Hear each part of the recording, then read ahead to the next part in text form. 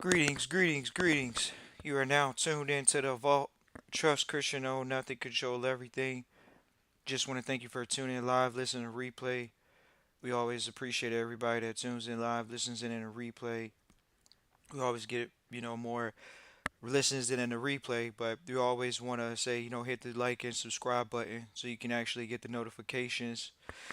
We definitely wanted to get back and make sure that we're consistent on trustee training, specifically on Sunday. So this is the Sunday trustee training, how do trustees get paid. This is definitely something that has been probably in the top five concerns for trustees throughout the years. How do I get my hair cut? How do I live within trusteeship? How do I do that? How do I get paid? Do I take a salary? We're talking about the private here, so we're gonna start out the way we always do. You definitely want to trust Christian O, not to control everything. That's the bottom line. Definitely want to make it a point to always be in the mindset of trust Christian O, not to control everything. And this is the mindset that we're gonna move forward with today, talking about it in the respect of what we call trusteeship. Even the workshop that we have coming up, we're gonna put it on the screen here. But these are the type of topics that we talk about in our trustee training with our trustees individually, families individually, and families as well. Just really going over one of the biggest concerns a lot of the families have, which is, oh, how do I get paid? It's always going to be a big concern. That's fine. No worries. We're happy to hear that you have the concern. At the end of the day, it's still you're in the private sector. So we just want to go over the fact that you're in the private sector. People say all the time, well, how am I going to get this paid for? What if I have a house? How's, you know, how am I going to be taken care of? How is the estate going to take care of me? This is the mentality. How's the family estate going to take care of me? How's trusteeship going to take care of me? What's the benefit of being a trustee when I'm going to trust Christian O not to control everything? So let's talk about it.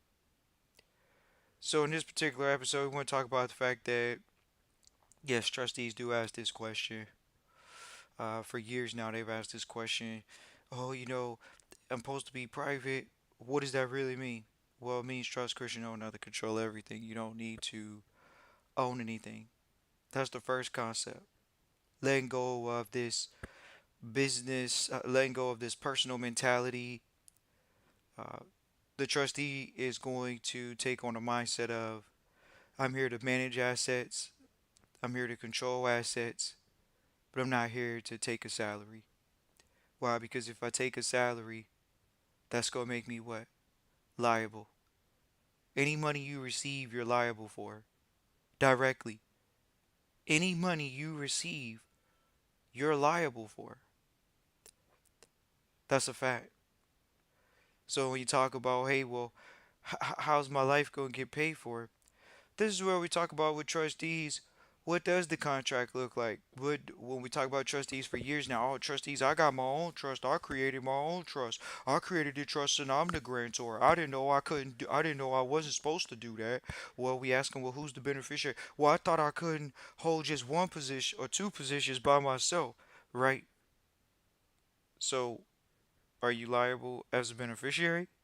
Are you benefiting from being a trustee? I'm benefiting from the trusteeship because it's my trust. One, is it your trust? If it's your trust, you may take a salary. As trustees in our trustee training, no, you don't own the trust. How can you own a person?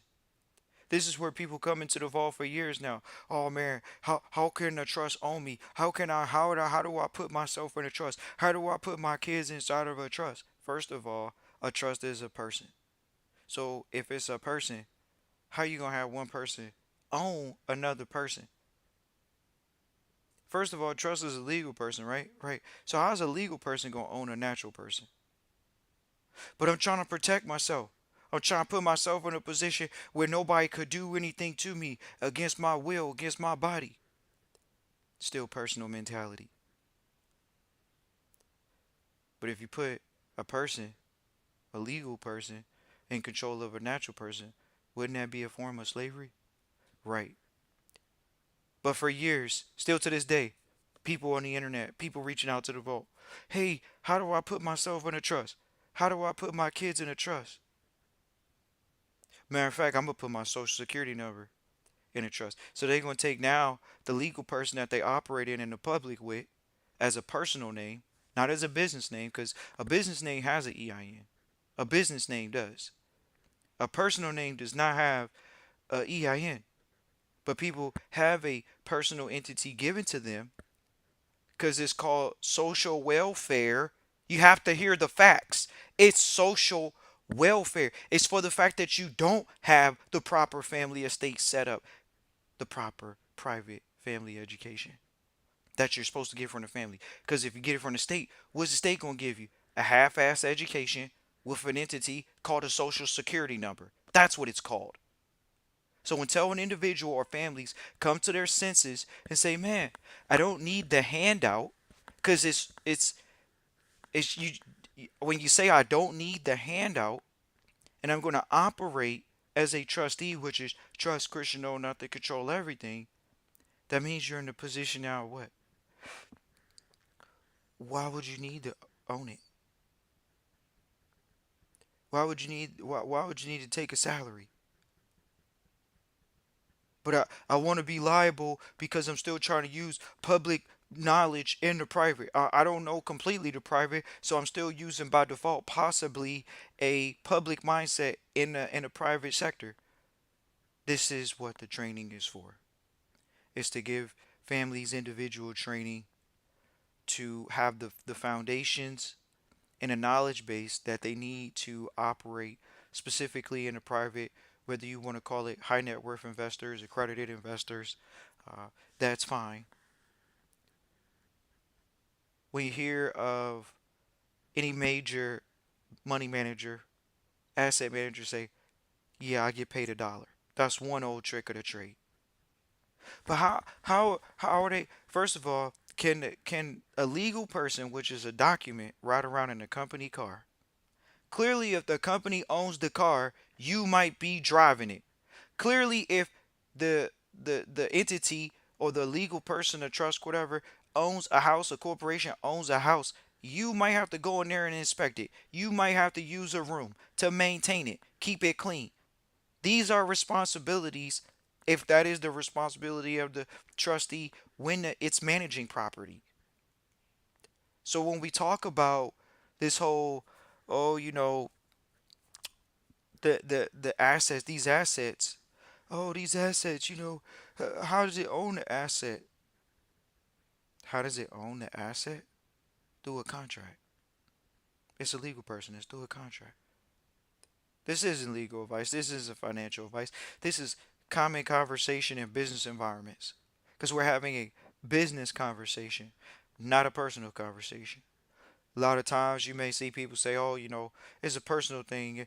How do I pull down a salary? How do I still get paid? That's thinking personally. The whole purpose of trusteeship is to grow the assets of the trust. Well, I didn't start out with any assets. What's an asset, trust, Christian? Well, let me place myself in a trust because then I could be the asset for the trust. No, that's actually where the life insurance policy comes in. And even for a life insurance policy, don't you have to pay the premium? Yes. So there still has to be a asset growing mentality, a business mentality to get capital, to raise capital for the premiums, for the insurance on the greatest asset of the entity at that time or possibly at that time, which is the trustees. It's whether you want to call it key man insurance or whether you want to call it some other type of policy, which we don't deal necessarily always just in key man. So when we talk about trustees and there's some form of insurance, uh, what is the insurance for? Is it for you or is it for the entity? Is it for the trust? Is it for the legal person? We're talking about trusteeship. Oh man, I don't know if I just want to contribute money to something. You contributing money, thinking personally. So the focusing on growing the assets of the entity. But how am I going to benefit from that? This is the question that they directly ask or indirectly ask. How do I get paid? How do I have income coming in? Well, if you do, trust Christian, own nothing, control everything, you're liable. If you own it, if you benefit. What does it say in the contract? Oh, I read it, I read it, I read it. So what does it say? Does it say you're supposed to take a salary? Does it say you can't take a salary? Does it say you can't take an income? Oh, okay. Well, I read it and it said that, it can take care of this, take care of that. Or are you benefiting? How's it going to take care of me? How are you going to be in trusteeship talking about how's it going to take care of me? Well, because I'm still thinking about myself. I'm not thinking a couple generations later. I'm not thinking about this is a real business system that's going to be passed along from one generation to the next. Let's repeat that. It is a real business system. You know how you walked into trusteeship? That's how your children are going to walk into trusteeship. That's how the second generation is going to walk into trusteeship. That's how the third generation is going to walk into trusteeship because there's a system that's in place that says these are the roles and responsibilities and duties of a trustee. They have to manage family property. So, yes, they may stay there. Oh, well, what about the car? If there's a family car that needs to get washed, who's going to take it to get washed? Maybe you, maybe not you. How does the business get done on behalf of the person? Well, you're gonna go use the company car to get the business done because you're just a manager, you're an operator. Oh, okay. But how am I gonna get paid? How am I gonna get a snack when I'm out? How am I gonna get lunch? How am I gonna get dinner? Does it pay me for that? So let's talk about the fringe benefits on the public side. We share this with trustees, and you may come back weeks later, days later. Well, how do I get paid? This is like what we told you the first time. Fringe benefits in the public sector gives you an idea of what's considered okay and acceptable on the public side. It's publication 535 on the public side. You can Google this information. Let's look it up. 535. This publication 535. Business expenses. Business expenses. How do you not know what business expenses are? Are they personal expenses or business expenses? Are they expenses on behalf of the business or are they expenses on behalf of you? Let's repeat that. Is it expenses done on behalf of you or are the expenses done on behalf of the business?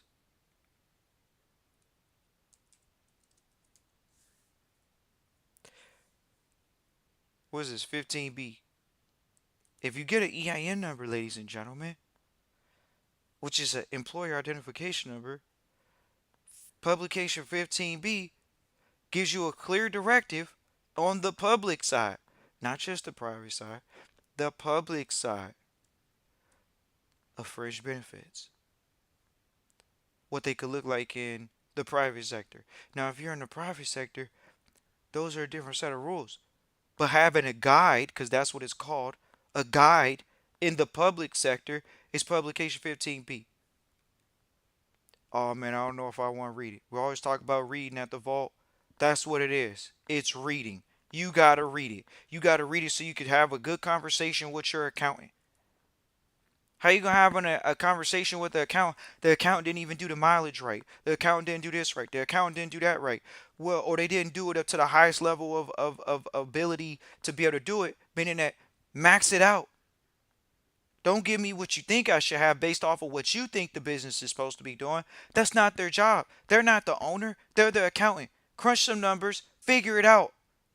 That's what the accountant's job is. Crunch some numbers and figure it out. Not, well, let's go itemizing and let's look at the how much gas was really used in the company this year. Okay, what is the percentage per the outlay of the powers that be when it comes to the public sector and the guide?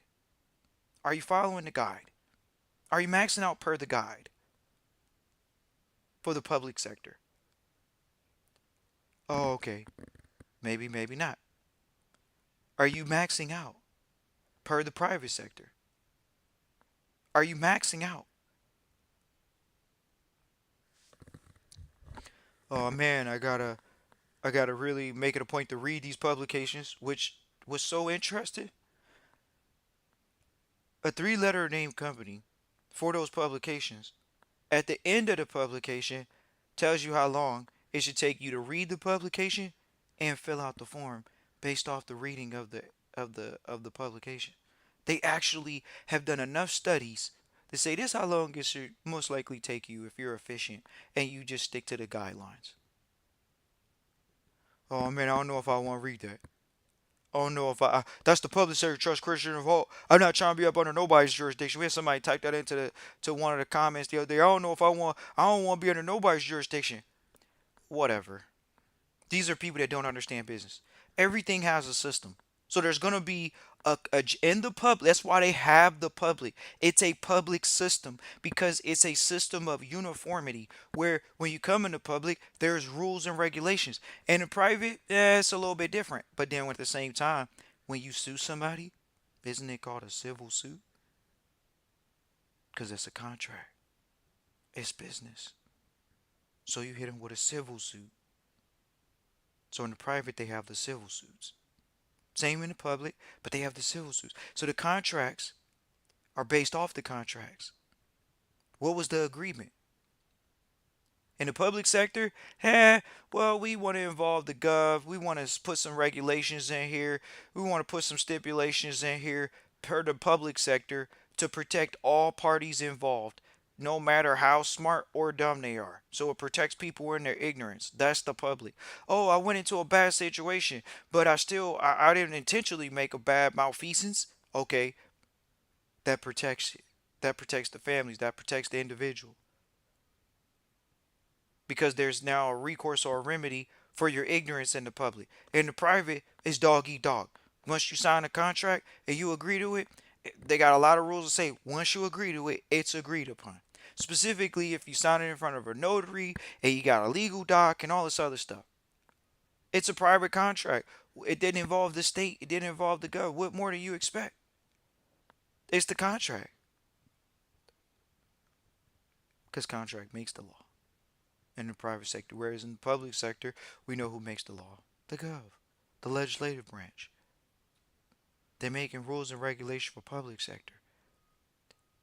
Well, how am I going to operate in the public if I'm in the private? How am I going to live my life privately? I got a credit card. Can I keep my credit card? My personal credit card? And are you thinking business or are you thinking personal? You need personal credit cards because you don't want to go out and build a business on a credit. You don't want to build a credit card on a business, which your business is going to get bigger credit, higher levels of credit than a person. Always. So let's talk about it. The business is going to get more credit, more available credit than a person. A regular, natural person, whatever you want to call them, public person, whatever, social security number. If an EIN gets more, has the ability to get higher loan capacity, debt service, why would you not operate out of a business? That's the issue. Are you thinking business or are you thinking personal? Even as a trustee, are you thinking business or are you thinking personal? How do you get paid? You don't. You don't get paid. Do you enjoy? Do you benefit from anything? No. It's the trusteeship. It's to grow the assets. When you grow the assets, whether it's from zero to hero or managing assets, clearly the document can't drive the company car. Whether that's a LLC, C Corp, the company cannot drive the car. The company cannot manage the property physically. These are business terms as opposed to a personal situation where, oh, well, I'm living in the property. This is my residence on top of it being a business. Okay. So is it business or is it personal? Well, there you go. That's the question. Is it business or is it personal? Is it for business or is it for personal? Are you doing business on behalf of? Are you doing things on behalf of the company, or are you doing things under your own accord? Is the company doing things for you because you want to benefit, because you want to be a beneficiary? Or do you just want to be a trustee and know that clearly the company can't live in the property? The company can't drive the company car. The company has board meetings wherever. So what difference does it make if it's in Jamaica, if it's in Singapore, if it's in Honolulu? What difference does it make if the company's having a board meeting there? Oh man, well it's not the normal. It doesn't look normal. First of all, we're in private, so it's not gonna look the same.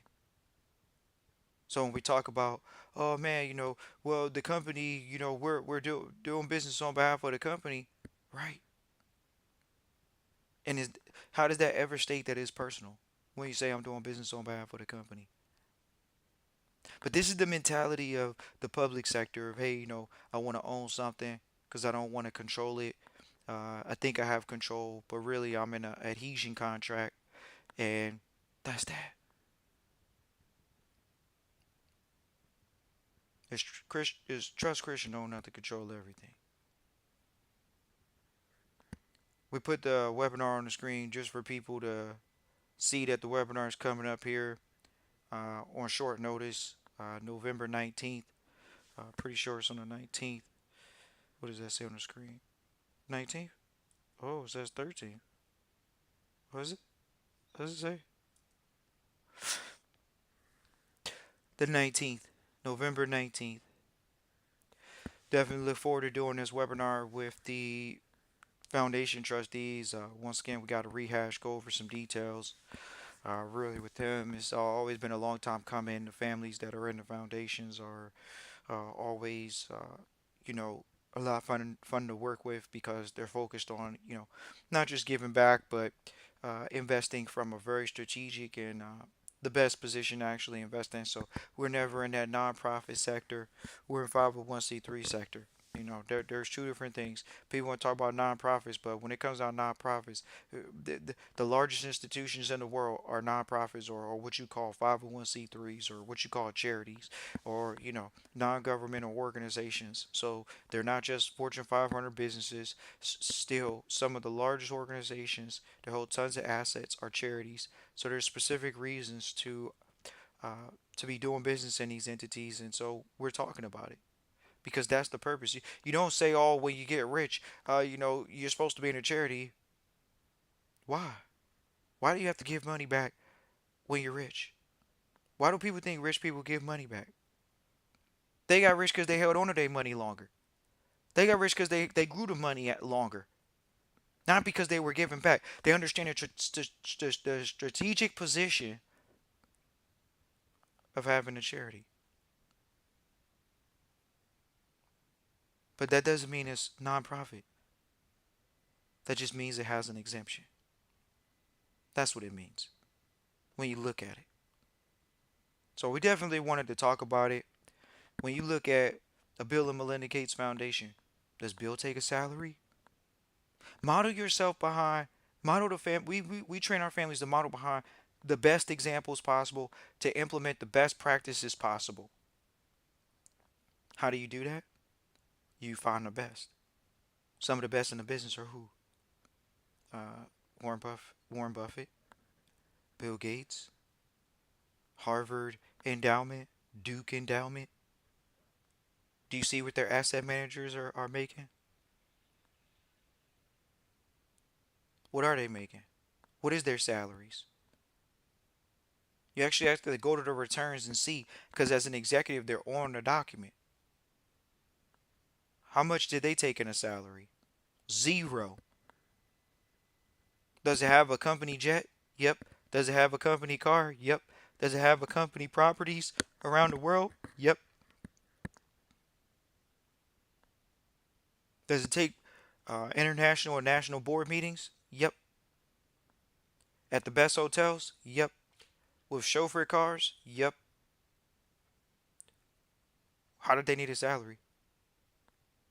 Does it provide meals for the executives when they're doing business? Yep. What are the executives doing? Business on behalf of the company. That's what they're doing business on behalf of. Bill's not doing business on behalf of himself. He's doing business on behalf of the Bill and Melinda Gates Foundation. Same thing with the rest of them. These are easy examples of understanding business as usual.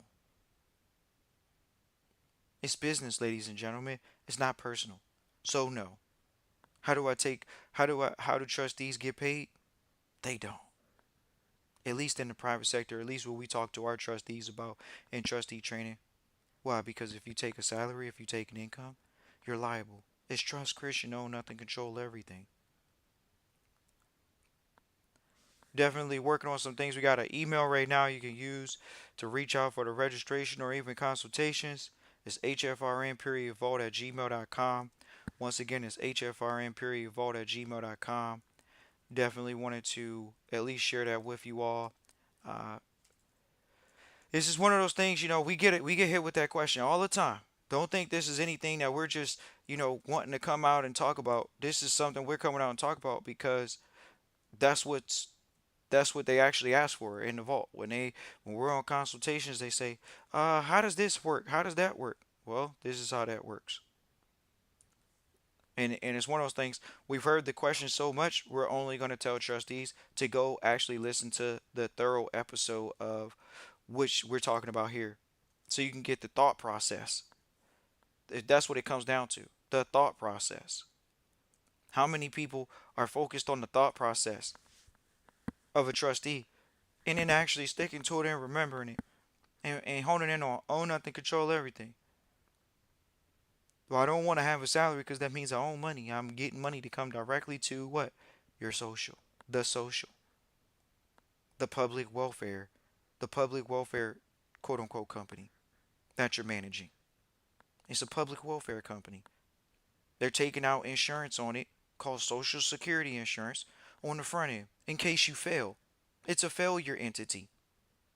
Oh, I'm gonna use the social and I'm gonna live my whole life and I'm gonna make millions of dollars and get taxed over 30, 40 plus percent because I was making over $500,000, $1 million a year. I ran it up. I made a lot of money in my life. I did everything through my social, and that's personal. And I had some businesses, but they were sold props, and I made millions of dollars. And then by the time I passed away, I barely had a will. How many celebrities, how many so-called athletes, how many people have you heard? Oh, they die intestate. They didn't even have a will. Well, I got a will, so now guess what? A lawyer's about to get 10% of the money that you were supposed to pass along to your children. That's not bad. 10% for a transaction of you giving your children the second gen assets. They already been taxed, and they're coming at you again. They're getting it again. Now, not only on the public side, but now you got a lawyer grabbing 10%. Oh, was the system rigged? Not really, because it's about education. Are you going to continue your education? Oh, man. Well, hey, made millions of dollars in my name. I had a will, went through probate, 10%. That's not bad. Okay. How many of you all are training your children to own the company, quote unquote, or manage the company that you're building right now? Well, my children don't want to do it. So clearly they're not about to walk in and not own the company, but even come in as an executive. Are they coming in as an executive, as a successor executive to the family estate? Or to the companies that you're running right now. Oh, I don't want my children. I'm not gonna make my children run my multi-million dollar business. I'm gonna let them do whatever they want to do. Right. Somehow Donald Trump went into the business that his family was already in. Somehow his children went into the business he's already in. Successful people seem to keep it in the family. We've seen families sell off assets, no doubt about it. There's a broad range of selling off assets, but are your children going into the same business?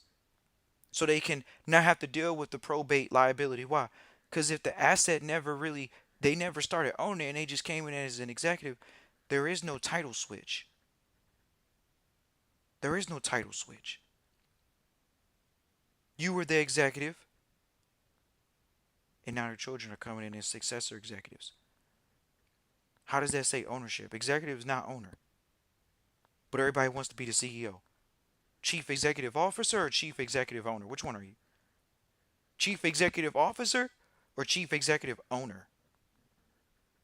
Are you the beneficial owner or are you just a beneficiary? You think you're going to get around being a beneficiary owner, but really that's what it's called. Why? Because beneficiaries receive income at one point.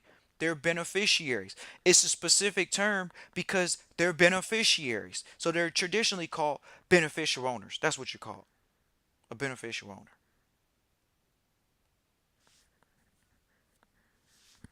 Man, I'm scared, man. I don't know. I don't know how I'm gonna have all this flashy ice on me, and I got all this jewelry on me, and I got all this, designer clothes on me, and how am I gonna have all of this on? Leisure clothes, possibly. Is it business? I got all this leisure stuff on, but I'm not taking a salary. So when people question me, who owns those assets? Who owns those designer clothes? Did you pay for them, or did the company pay for them? Because the company has you entertaining guests. The company has you entertaining investors. The company has you raising capital. So you might always not wear a shirt and tie. You might wear a t-shirt. You might wear jeans. You might wear tennis shoes. Are you doing business on behalf of the company, or are you doing business on behalf of yourself? I'm still trying to figure this thing out, Trust Christian Vault. I'm trying to figure out how I'm gonna get paid. That's what they say. How do I take a salary? How does it pay for this? How does it pay for that? Is it in the contract?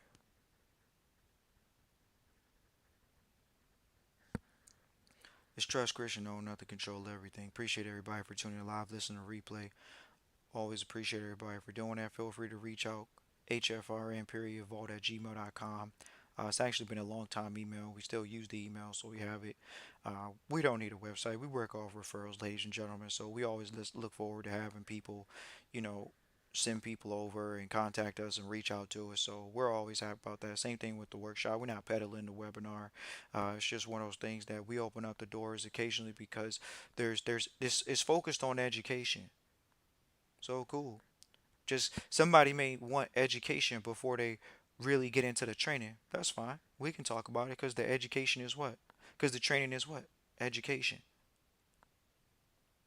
So we always appreciate everybody that reaches out, even if they're not in full certain capacities. But at the same time, we definitely appreciate people that reach out and they want to get going. Bottom line. So we always appreciate that. Always appreciate all the trustees that are in the program. Look forward to seeing them at the webinar on the 19th and connecting with them and really answering their questions. And we're going to do more and more episodes focused on prompting questions for that webinar because that webinar is going to be a big deal when it comes to answering questions, how long we're going to stay on, and making sure that we're, providing. We'll definitely go past 2:30 when it comes to Q&A, but the traditional recording will be from 9:30 to 2:30. We definitely may have a lunch break and go forward from there. So look forward to uh, the families that reach out for the webinar. It's going to be a blast. Um, and focused on education more than anything else. So once again, feel free to reach out hfrn period vault at gmail.com. Once again, that's hfrn period vault at gmail.com. Look forward to hearing from you with your questions. How do you take us out? This goes across both borders of not just one company but all companies. So it's rather important and very relevant to all the families or trustees that we deal with, or business owners that we deal with, or managers, asset managers that we deal with, because a lot of people do have that question in their transition process, whether it's going private, whether it's managing assets. Um, how do I get paid for managing assets? Can the document live in the company property? Can the document manage the company property by sweeping the floor and setting up a bed and making sure that, it doesn't get moldy by keeping the AC on and things of that nature? No, you, the trustee, or whoever you as the trustee or manager, executive, hire to do that.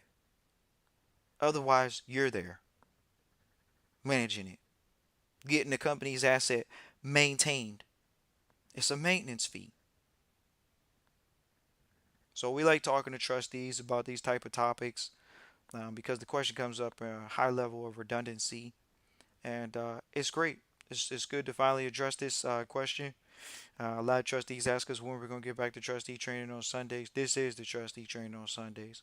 We used to do trustee training on Sundays for hours. Now we're at the point where we're just doing trusteeship for trustee training, for specific situations and families, because the most efficient way to do that is through the families. This is to give people a cursory knowledge of, hey, we, we got a pre-recording, we got a public recording that says this is our mindset and company and what we're going to engage in with the trustee training. Right.